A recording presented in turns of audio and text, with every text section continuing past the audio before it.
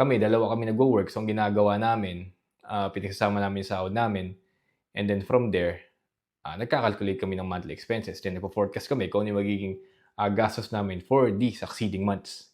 Para at least alam namin, ay kakapusin ba kami or hindi. Pero thank God hindi naman kami kinakapos.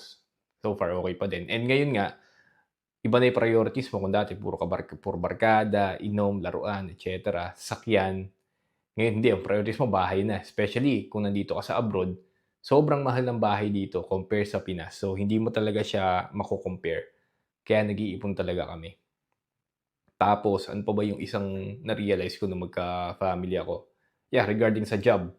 So mahirap pala 'pag patalon-talon ka ng trabaho. So you need to have yung, stable job, tapos kailangan mag-build ka talaga dun sa work mo na yun para magkaroon ka rin ng maraming connections. Kasi mahirap mahirap patalon-talon, wala kang seniority, wala kang tenure, and hindi ka makaangat sa position mo. Kasi ako ngayon, ilang experience na ako, 15 years na ako nagwo-work, pero nung lumipat ako dito sa new work ko, junior pa din ako. Though yung sweldo ko naman 'di na pan-junior, pero yun nga, ngayon iba na yung priority ko.